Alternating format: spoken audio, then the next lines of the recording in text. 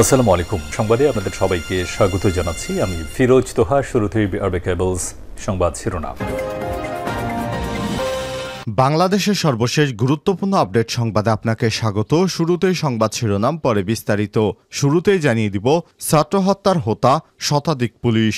রাজধানী ঢাকা থেকে পুলিশের সাবেক মহাপরিদর্শক আইজিপি শহীদুল হক এবং পুলিশের সাবেক আইজিপি চৌধুরী আব্দুল্লাল মামুনকে গ্রেপ্তার করেছে আইনশৃঙ্খলা রক্ষাকারী বাহিনী। পুলিশের সাবেক এই দুই মহাপরিদর্শককে রিমান্ডে নেয়ার পর চাঞ্চল্যকর তথ্য দিয়েছেন। তারা বলছেন, ছাত্র আন্দোলনে যেসব পুলিশের বড় বড় রাঘব বোয়ালরা জড়িত ছিলেন, এদের সম্পর্কে বিস্তারিত তথ্য জানাবো। বন্ধুরা, সম্পূর্ণ সংবাদটি জানতে ভিডিওটি না টেনে দেখতে থাকুন। এরপর জানিয়ে দিব, হাসিনার ইচ্ছায় ডক্টর মোহাম্মদ ইউনূসের বিরুদ্ধে আরও 4টি মামলা প্রস্তুতি ছিল দুদকে। গ্রামীণ টেলিকমের কর্মীদের লভ্যাংশের 25 কোটি 22 লক্ষ টাকা আত্মসাতের অভিযোগ এনে ডক্টর মোহাম্মদ ইউনূসের বিরুদ্ধে মামলা করেছিল দুর্নীতি কমিশন দুদক। গত 5 আগস্টের আগে আওয়ামী লীগ সরকার এবং গোয়েন্দা সংস্থার তৎপরতায় দুদকে ডক্টর ইউনূসের বিরুদ্ধে আরও 4টি মামলার প্রস্তুতি চলছিল। এ মামলাগুলি হলে ডক্টর ইউনূস হয়তো সারা জীবন জেলে থাকতেন। এবারে জানাবো, বিজয় এখনো অনেক দূরে বললেন বিএনপির ভারপ্রাপ্ত চেয়ারম্যান তারেক রহমান। এবারে জানাবো, হত্যা তো দূরে থাক, আমি কিছুই জানি না বললেন সাবেক আইজিপি শহীদুল। রাজধানী নিউমার্কেট থানা এলাকার ব্যবসায়ী আব্দুল ওয়াদুদ হত্যা মামলায় পুলিশের সাবেক মহাপরিদর্শক আইজিপি শহীদুল হকের 7 দিনের রিমান্ড মঞ্জুর করেছে আদালত। রিমান্ডের প্রথম দিনে তিনি বলেছেন, হত্যা তো দূরের কথা, আমি কিছুই জানি না, আমি নির্দোষ। এদিকে সোহেল তাজকে যে কারণে ধমক দেন শেখ হাসিনা। 2009 সালের 25 এবং 26 ফেব্রুয়ারি সংগঠিত বিডিআর বিদ্রোহ বা পিলখানা ট্র্যাজেডি দেশের ইতিহাসে এক ন্যাক্কারজনক ঘটনা। এ বিষয়ে সোহেল তাজ জানিয়েছিলেন, তৎকালীন প্রধানমন্ত্রী শেখ হাসিনা তার পরামর্শ না শুনে তাকে ধমক দিয়ে বলেছিলেন, আমেরিকায় বসে তুমি বেশি বুঝো না, আমি দেখতেছি কি করা যায়। পিলখানা ট্র্যাজেডিতে 57 জন সেনা কর্মকর্তা সহ 74 জন সেনা সদস্য এবং বিজিবির কর্মকর্তাদের হত্যা করা হয়েছিল। ওই ঘটনার পেছনে অন্যদের সঙ্গে তৎকালীন স্বরাষ্ট্র প্রতিমন্ত্রী তানজিম আহমেদ সোহেল তাজের ভূমিকা নিয়ে প্রশ্ন উঠেছিল, কিন্তু এ বিষয়ে খোলাসা করেছেন তিনি বলেছেন, আমার দিকে অভিযোগের তীর ছোড়েন অনেকেই, কিন্তু এ বিষয়টি সম্পূর্ণ হ্যান্ডেল করেছিল শেখ হাসিনা। তাহলে কি শেখ হাসিনার ইশারায় পিলখানায় হত্যাযোগ্য হয়েছিল? এ বিষয়ে গুরুত্বপূর্ণ সংবাদ জানাবো, সঙ্গেই থাকুন।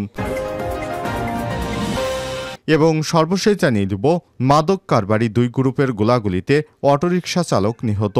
রাজধানীর মোহাম্মদপুরে জেনেভা ক্যাম্পে মাদক কারবারি 2 গ্রুপের গোলাগুলি এবং অটোরিকশা চালক নিহত হয়েছে। নিহত অটোরিকশা চালকের নাম সোনু 30। বুধবার 4 সেপ্টেম্বর সকাল 8টার দিকে এই ঘটনা ঘটে। গুরুতর আহত অবস্থায় তাকে উদ্ধার করে ঢাকা মেডিকেল কলেজ হাসপাতালে নেওয়া হলে কর্তব্যরত চিকিৎসক সকাল 9:30টার দিকে তাকে মৃত ঘোষণা করেন। প্রিয় দর্শক, এতক্ষণ শুনছিলেন সংবাদ শিরোনাম, এবারে বিস্তারিত। তবে তার আগে বন্ধুরা, অনুরোধ থাকবে সংবাদটিতে একটি লাইক দিন। এই চ্যানেলে আপনি নতুন হয়ে থাকলে আমাদের সংবাদটি দেখতে দেখতে চ্যানেলটি সাবস্ক্রাইব করে রাখুন। কমেন্ট করে আপনার মূল্যবান মতামত জানিয়ে দিন বন্ধুরা, আপনি বিশ্বের কোন দেশ থেকে বা বাংলাদেশের কোন স্থান থেকে দেখছেন এবং শুনছেন। এবারে বিস্তারিত। ছাত্র হত্যার হোতা শতাধিক পুলিশ। রাজধানী ঢাকা থেকে পুলিশের সাবেক মহাপরিদর্শক আইজিপি শহীদুল হক এবং সাবেক আইজিপি চৌধুরী আব্দুল্লাল মামুনকে গ্রেপ্তার করেছে আইনশৃঙ্খলা রক্ষাকারী বাহিনী। গতকাল মঙ্গলবার দিবাগত রাত 12টার দিকে এই 2 সাবেক আইজিপিকে গ্রেপ্তার করা হয়। সাবেক এই 2 আইজিপির বিরুদ্ধে একাধিক মামলা রয়েছে। এর মধ্যে বৈষম্যবিরোধী ছাত্র আন্দোলনে ছাত্র হত্যার অভিযোগে হত্যা মামলা দায়ের করা হয়েছে। অভিযোগ আছে গণহত্যারও। বৈষম্যবিরোধী ছাত্র আন্দোলন চলাকালে গত জুলাই থেকে আগস্টে শিক্ষার্থী সহ সাধারণ মানুষের উপর নির্বিচারে গুলি চালিয়েছিল পুলিশ। এসব গুলির ঘটনায় শিক্ষার্থী সহ বিভিন্ন শ্রেণী পেশার অন্তত 1000 মানুষ নিহত হয়েছে, আহত হয়েছে আরও কয়েক হাজার। আন্দোলনে গুলি চালিয়ে লাশ ফেলার মাস্টার মাইন্ড হিসেবে কাজ করেছেন শতাধিক পুলিশ সদস্য। সাবেক 2 আইজিপিকে গ্রেপ্তারের বিষয়ে নিশ্চিত করেছে ঢাকা মহানগর গোয়েন্দা পুলিশের প্রধান অতিরিক্ত কমিশনার রেজাউল করিম মল্লিক। সাবেক আইজিপি শহীদুল হক এবং চৌধুরী আব্দুল্লাল মামুন মামুন ডিবি হেফাজতে রয়েছেন। তাদের জিজ্ঞাসাবাদ করা হবে। পুলিশের একটি সূত্র জানায় সাবেক আইজিপি শহীদুল হককে উত্তরা থেকে গ্রেপ্তার করা হয়। চৌধুরী আব্দুল্লাহ আল মামুনকে গ্রেপ্তার করা হয় কচুক্ষেত এলাকা থেকে। আন্দোলনে হত্যাযজ্ঞে সরাসরি অংশ নেয়া এবং নেতৃত্বদানকারী ৯৫ জন পুলিশ সদস্যদের নামে ডিএমপির বিভিন্ন থানায় ২৮৪টি মামলা করা হয়েছে। গত ১৩ আগস্ট থেকে কাল পর্যন্ত এই মামলাগুলো করা হয়েছে। এর মধ্যে যাত্রাবাড়ি থানার সবচেয়ে বেশি মামলা করা হয়েছে ৯১টি। সম্প্রতি কয়েকজন মাস্টার মাইন্ড পুলিশ সদস্যকে বাধ্যতামূলক অবসরে পাঠানো হয়েছে। তাদের মধ্যে সবচেয়ে বেশি ৩৮টি মামলা হয়েছে ডিএমপির সাবেক অতিরিক্ত কমিশনার হারুনুর রশিদের নামে।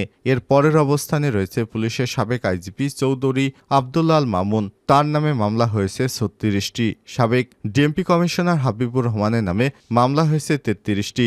ডিএমপির যুগ্ম কমিশনার বিপ্লব কুমার সরকারের নামে ২৭টি। স্পেশাল ব্রাঞ্চের প্রধান মনিরুল ইসলামের নামে ১১টি। ডিএমপির ওয়ারি বিভাগের ডিসি ইকবাল হোসেনের নামে ৮টি মামলা করা হয়েছে। ওই ৬ জন হাই প্রোফাইল পুলিশ সদস্যদের মতো আরও শতাধিক পুলিশ সদস্য সরকারের কাছ থেকে আন্দোলন দমাতে যে মাত্রার নির্দেশনা পেয়েছেন, প্রয়োগ করেছেন তার চেয়ে বহুগুণ বেশি। এ পর্যন্ত এ ধরনের ৯৫ জন পুলিশ সদস্যের নামে মামলা হলেও আরও বেশ কিছু পুলিশ সদস্যর নামে হত্যাকাণ্ডে জড়িত থাকা এবং মাস্টার মাইন্ড হিসেবে কাজ করার দায়ে মামলার প্রক্রিয়াধীন। কালের কণ্ঠ অনুসন্ধানে এসব তথ্য উঠে এসেছে। খোঁজ নিয়ে জানা গেছে, শেখ হাসিনা সরকারের পতনের দিন ৫ই আগস্ট বিকেলে রাজধানীর যাত্রাবাড়ি, গাজীপুর জেলাসহ বিভিন্ন এলাকায় বেপরোয়া পুলিশ সদস্যদের নেতৃত্বে নির্বিচারে আন্দোলনকারীদের উপর গুলি চালানো হয়েছে।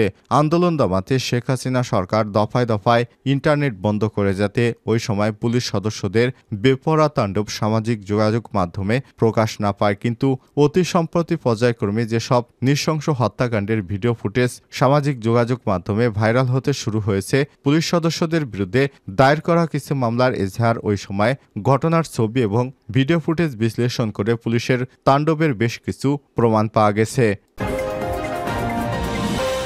হাসিনার ইচ্ছায় ডক্টর ইউনূসের বিরুদ্ধে আরও ৪ মামলার প্রস্তুতি ছিল দুদকে। গ্রামীণ টেলিকমের কর্মীদের লভ্যাংশের ২৫ কোটি ২২ লক্ষ টাকা আত্মসাতের অভিযোগ এনে ডক্টর মোহাম্মদ ইউনূসের বিরুদ্ধে মামলা করেছিল দুর্নীতি দমন কমিশন দুদক। গত ৫ই আগস্টের আগে আওয়ামী লীগ সরকারের গোয়েন্দা সংস্থার তৎপরতায় দুদককে ডক্টর ইউনূসের বিরুদ্ধে আরও ৪টি মামলা করার প্রস্তুতি চলছিল। এসব মামলায় প্রফেসর ইউনূসের পরিবারের সদস্যদের জড়ানোর পরিকল্পনা করা হয়েছিল, কিন্তু বৈষম্যবিরোধী ছাত্র আন্দোলনের প্রেক্ষাপটে বদলে যা ওইসব মামলার ভবিষ্যৎ শেষ হয়ে যায়। মানব জমিনের বরাতের এসব তথ্য জানা গেছে। দুদকের সূত্র থেকে জানা গেছে, ডক্টর ইউনূসের বিরুদ্ধে করা আগের মামলাটিও আওয়ামী লীগ সরকারের প্রেসক্রিপশনে করেছিল দুদক। মূলত সাবেক প্রধানমন্ত্রী শেখ হাসিনার ব্যক্তিগত ইচ্ছা থেকেই মামলাটি করা হয় তার বিরুদ্ধে। এমনকি অতি দ্রুত অভিযোগপত্রটি দাখিলের নির্দেশও দেওয়া হয়েছিল বলে জানা গেছে। সূত্র থেকে আরও দাবি করা হয়েছে, একটি মামলা দিয়ে ডক্টর ইউনূসকে আটকানো যাচ্ছিল না বলে আরও ৪টি মামলার প্রস্তুতি নেওয়া হয়েছিল। সেগুলো ছিল শেখ হাসিনার ইশারায়, যেখানে ডক্টর ইউনূসের পরিবারের সদস্যদের আসামি করার পরিকল্পনা করা হয়েছিল।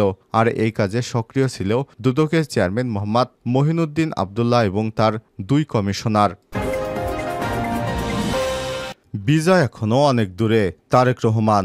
বিজয় এখনো অনেক দূরে উল্লেখ করে বিএনপির ভারপ্রাপ্ত চেয়ারম্যান তারেক রহমান বলেছেন, আমরা গত ১৭ বছরে বিরোধী দলে ছিলাম, আজও আছি, এখনো আত্মতুষ্টির সময় নয়। তৃণমূলের নেতাকর্মীরা সংকটকালে যেমন দলের পাশে ছিলেন, ভবিষ্যতেও বাংলাদেশের জনমানুষের প্রত্যাশার ভাষা বুঝে তাদের আস্থা এবং ভালোবাসা অর্জন করলে বিএনপি দেশের মানুষকে একটা নতুন বাংলাদেশ উপহার দিতে পারবে। মঙ্গলবার ৩ সেপ্টেম্বর বরিশাল বিভাগে বিএনপির নেতাকর্মীদের সমাবেশে লন্ডন থেকে অনলাইনে সংযুক্ত হয়ে তারেক রহমান এসব কথা বলেন। তারেক রহমান দলের সবাইকে সতর্ক করে বলেন, শহীদ প্রেসিডেন্ট জিয়াউর রহমান দেশপ্রেম, বেগম খালেদা জিয়ার দেশত্যাগ আর শত সহস্র নেতাকর্মীদের আত্মত্যাগের বিনিময়ে বিএনপি জনগণের আস্থা আর বিশ্বাসের যে জায়গা পৌঁছেছে, কিছু বিপদগামীর হঠকারিতায় সেটা বিনষ্ট হতে দেয়া যাবে না। এ বিষয়ে দল আপোষহীন। সম্প্রতি চট্টগ্রাম এবং ময়মনসিংহে দল সেটা প্রমাণ করে দেখিয়েছে। বিএনপির ভারপ্রাপ্ত চেয়ারম্যান তারেক রহমান বলেন, সংখ্যালঘুর কার্ড দিয়ে অনেক খেলা হয়েছে। সংখ্যাগুরু স্পর্শকাতর বিষয়, আর নির্যাতনের কল্পকাহিনীর ফাঁদে রাজনৈতিক সুবিধা নেয়ার অপচেষ্টা দেশে বিদেশে বারবার কারা করেছে সেটা সবাই জানে। এই পুরনো খেলার পুনরাবৃত্তি এদেশে আর করতে দেওয়া হবে না। দেশে সাম্প্রদায়িক সম্প্রীতি ধ্বংসের চক্রান্তের বিরুদ্ধে নেতাকর্মীদের রুখে দাঁড়ানোর আহ্বান জানান তিনি। সোহেল তাজকে যে কারণে ধমক দেন শেখ হাসিনা। 2009 সালের 25 ও 26 ফেব্রুয়ারি সংঘটিত বিডিআর বিদ্রোহ বা পিলখানা ট্র্যাজেডি দেশের ইতিহাসে এক ন্যাক্কারজনক ঘটনা এটি। এ বিষয়ে সোহেল তাজ জানিয়েছেন, তৎকালীন প্রধানমন্ত্রী শেখ হাসিনা তার পরামর্শ না শুনে তাকে ধমক দিয়ে বলেছিলেন, আমেরিকায় বসে তুমি বেশি বুঝো না, আমি দেখতেছি। পিলখানা ট্র্যাজেডিতে 57 জন সেনা কর্মকর্তা সহ 74 জন নিহত হয়েছিলেন। ওই ঘটনার পেছনে অন্যদের সঙ্গে তৎকালীন স্বরাষ্ট্র প্রতিমন্ত্রী তানজিম আহমেদ সোহেল তাজের ভূমিকা নিয়েও প্রশ্ন উঠেছিল।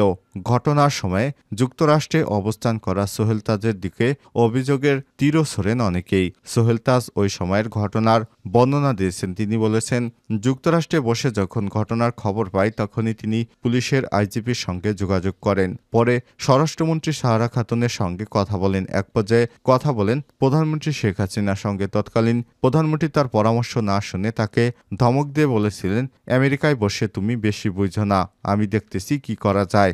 বিডিআর বিদ্রোহের নেপথ্যে কি ছিল এই প্রশ্নের জবাবে তিনি বলেন, মন্ত্রী থাকাকালীন আমি কিছু দেখিনি, কিছুই টের পেতাম না। কোথায় দিয়ে কি চলে যাচ্ছে, কি হয়ে যাচ্ছে কিছুই জানতাম না। আর দায়িত্ব ছাড়ার পর আরও কিছু দেখাবা জানার সুযোগও ছিল না। এ সময় তিনি আরো বলেন, বিডিআর বিদ্রোহের সঙ্গে কিছু মহল আমাকে জড়ানোর চেষ্টা করছে। এরকম নিকৃষ্ট একিউজেশন খুবই দুঃখজনক। একজন নিরীহ নিরপরাধ মানুষকে এমন একটা কালিমা দেয়া ঠিক হবে না।